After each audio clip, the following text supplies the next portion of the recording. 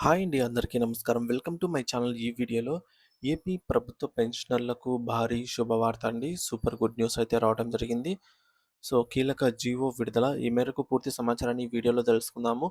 Video అయితే ఎక్కడే కానీ స్కిప్ చేయకుండా ఎండ్ వరకు చూసేయండి. అప్పుడు ఇన్ఫర్మేషన్ పూర్తిగా అర్థమవుతుంది. అలాగే వీడియో చూస్తున్న ప్రతి ఒక్కరు వీడియోకి లైక్ చేయండి ఫ్రెండ్స్. ఈ వీడియోని తోటి ఉద్యోగ పెన్షన్ మిత్రులతో అయితే షేర్ చేయండి.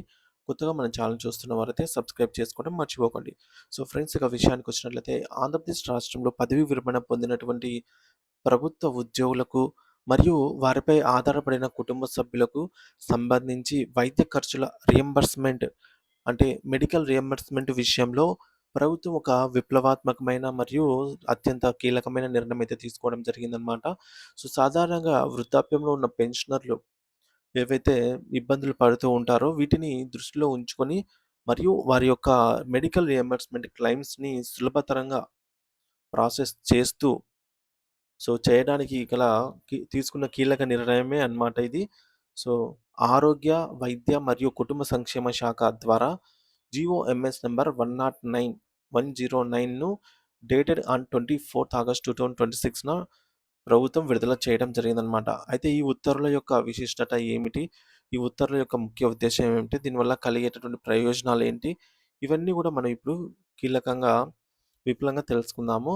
సో, సాధారణంగా వయసు పైబడినటువంటి క్రమంలో ఆరోగ్య సమస్యలు తలెత్తడం, ఆకస్మికంగా హాస్పిటల్‌లో చేరాల్సి రావడం అనేది సర్వసాధారణమైన విషయమే. అటువంటి అత్యవసర సమయాల్లో ప్రాణాలను కాపాడుకోవడం కోసం పెన్షనర్లు తమకు అందుబాటులో ఉన్న లేదా తమకు నచ్చినటువంటి కార్పొరేట్ లేదా ప్రైవేట్ హాస్పిటల్‌లో చేరి చికిత్స పొందుతూ ఉంటారు. ఆపరేషన్‌లు లేదా ఇతర వైద్యకర చికిత్సలు ఏవైనా ఉంటే వాటిని పూర్తయిన తర్వాత, అంటే వాటిని ఎమర్జెన్సీ కాబట్టి ఇవి అక్కడ, అంటే మనకి ముఖ్యంగా చెప్పాలంటే ఏవైతే ఆహ్, హాస్పిటల్స్ ఉంటాయో లిస్టు.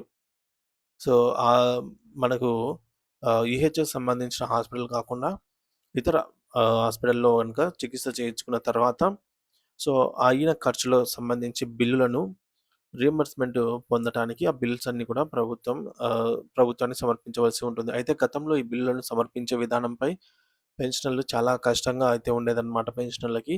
సో, పాత నిబంధనల ప్రకారంగా పదవీ విరమణ చేసిన ఉద్యోగి తాను చివరగా ఏ కార్యాలయంలో అయితే పనిచేసి రిటైర్ అయ్యారో ఆ కార్యాలయపు DDO, drawing and disbursing officer మాత్రమే క్లెయిమ్ చేయవలసి ఉండేది. సో, డీడీఓ ద్వారా మాత్రమే ఈ బిల్స్‌ను పంపించవలసి ఉండేది. ఇక్కడ ప్రధాన చిక్కు ఏమిటంటే, ఒక ఉద్యోగి తన సర్వీస్ కాలంలో ఒక జిల్లా లేదా ఒక దూర ప్రాంతంలో నివసిస్తూ ఉంటే, సో, రిటైర్మెంట్ అయిన తర్వాత అక్కడే ఉండాలని ఏమీ లేదు. సో, వాళ్ళు తమ పిల్లల ఇంటికో వెళ్ళొచ్చు. లేదంటే వారికి సంబంధించిన నేటివ్ ప్లేస్ ఉంటే అక్కడికి వాళ్ళు వెళ్లి స్థిరపడి ఉండవచ్చు. ఇతర నగరాలకు, ఒక్కోసారి వేరే రాష్ట్రాలకి కూడా వెళ్లి స్థిరపడుతూ ఉంటారనమాట. అలాంటప్పుడు వైద్య ఖర్చుల రియంబర్స్‌మెంట్ కోసం మళ్ళా వందల కిలోమీటర్ల దూరంలో ఉన్న పాత ఆఫీసుల చుట్టూ తిరగడం, వృద్ధాప్యంలో ఉన్న వారికి శారీరక మరియు మానసికంగా ఇది చానా ఇబ్బందికరంగా మారింది. సో, ఇటువంటి ఇబ్బందులు దృష్టిలో ఉంచుకొని ప్రభుత్వము, ఈ యొక్క ఆఫీసు సిబ్బంది సహకరించరు. ఒక్కోసారి పదే పదే తిప్పించుకోవడం జరుగుతుంటుంది. సో, ఇవన్నీ గూడా చాలా ఇబ్బందులు పడుతూ ఉన్నటువంటి పెన్షనర్‌కి సంబంధించి వాళ్ళకి రావాల్సిన కొన్ని కొన్ని సందర్భాల్లో పెన్షనర్స్ అయితే వాళ్ళకి రావాల్సిన మెడికల్ రియంబర్స్‌మెంట్ వేల రూపాయల మొత్తాన్ని కూడా ఇన్ని ఇబ్బందులు పడలేమని జెప్పేసి వదులుకున్న సందర్భాలు అనేకం. అయితే ఈ కష్టాలను గుర్తించిన వివిధ పెన్షనర్ల సంఘాలు గత కొంతకాలంగా ప్రభుత్వానికి అనేక విజ్ఞప్తులు చేశాయండి. సో, పెన్షనర్లకు పెన్షన్ ఇచ్చే సబ్ ట్రెజరీ ఆఫీసర్ ఎస్‌టీఓ ద్వారానే ఈ వైద్య బిల్లులను సమర్పించే అవకాశం కల్పించాలి అని కోరాయి. సో, పెన్షనర్ల మొరను ఆలకించిన ఆంధ్రప్రదేశ్ ప్రభుత్వం, ఆంధ్రప్రదేశ్ ఆర్థిక శాఖ అంగీకారంతో ఈ యొక్క చారిత్రాత్మక నిర్ణయం అయితే తీసుకోవడం జరిగిందనమాట. అదేంటంటే, ఈ నిర్ణయం ఏంటంటే, కొత్త జీవో ప్రకారంగా ఇకపై రిటైర్డ్ ఉద్యోగులు తమ మెడికల్ బిల్స్‌ని పాత ఆఫీసుల చుట్టూ వెళ్లి డీడీఓ ద్వారా సమర్పించాల్సిన అవసరం ఏమీ లేదు. వారు ఎక్కడైతే స్థిరపడి ఉంటారో, సో, ప్రస్తుతం వారు ఏ సబ్ ట్రెజరీ కార్యాలయం వద్ద ఉంటారో, సో, అక్కడి నుంచే అన్నమాట. సో, నేరుగా ఆ ఎస్‌టీఓ ద్వారా నుంచే ఈ యొక్క మెడికల్ రియంబర్స్‌మెంట్ దరఖాస్తు అయితే చేసుకోవచ్చు. సో, ఈ జీవోలోని 5వ, 6వ పాయింట్లు చాలా కీలకం. అవేంటంటే, సో, ఐదవది డ్రాయింగ్ అండ్ డిస్బర్సింగ్ ఆఫీస్ వ్యవస్థకు బదులుగా ఎస్‌టీఓ వ్యవస్థ, అంటే ఎస్‌టీఓ ద్వారానే మనకు, మనం ఒక చోటు నుంచి ఇంకో చోటికి మారితే, సో, ఎస్‌టీఓ ట్రాన్స్‌ఫర్ చేస్తామన్నమాట. సబ్ ట్రెజరీ అనేది మారుతుంది. సో, మనకు దగ్గరలో ఉన్న సబ్ ట్రెజరీ ఆఫీస్‌ని మనకు మెయిన్ పెట్టుకోవచ్చు. సో, ట్రాన్స్‌ఫర్ చేసుకోవచ్చు. సో, కాబట్టి ఇప్పుడు మనకు అందుబాటులో ఉన్న ఎస్టీఓ ద్వారానే మనము ఈ మెడికల్ రియంబర్స్‌మెంట్‌నయితే అప్లై చేసుకోవచ్చనమాట.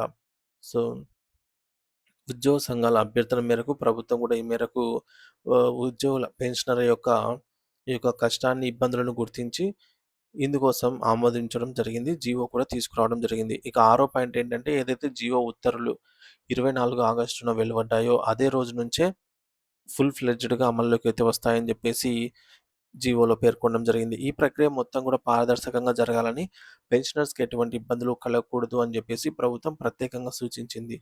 ప్రభుత్వం తీసుకున్న ఈ యొక్క నిర్ణయం వల్ల లక్షలాది మంది పెన్షనర్లకు మేలు చేకూరడమే కాకుండా వారి వైద్య ఖర్చులు, క్లెయిమ్స్ త్వరితగతిన పరిష్కారమయ్యే అవకాశం కూడా ఉందన్నమాట. అయితే ఈ ఉత్తర్వులపై ప్రభుత్వ కార్యదర్శి జి. వీరపాండ్యన్ గారు సంతకం చేయడం జరిగింది. ఇది రాష్ట్ర గవర్నర్ గారి ఆదేశ అనుసారంగా అయితే జారీ చేయడం జరిగింది.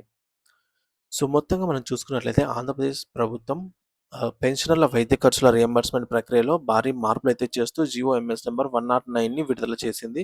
అయితే దీని ప్రకారంగా రిటైర్డ్ ఉద్యోగులు తాము గతంలో పనిచేసిన ఆఫీసులకు వెళ్లాల్సిన అవసరం లేకుండా, తమకు దగ్గరలోని సబ్ ట్రెజరీ కార్యాలయం ఎస్‌టీఓలోనే మెడికల్ బిల్లు సమర్పించుకోవచ్చు. వృద్ధాప్యంలో ఉన్న పెన్షనర్ల కష్టాలను తీరుస్తూ వారి క్లెయిమ్ ప్రక్రియను మరింత సులభతరం చేసేందుకు ప్రభుత్వం ఈ నిర్ణయం అయితే తీసుకుంది. ఇది ఆగస్టు 24వ తేదీ నుంచి అయితే అమల్లోకి వచ్చింది. సో, గమనించగలరు friends. Thank you for watching this video.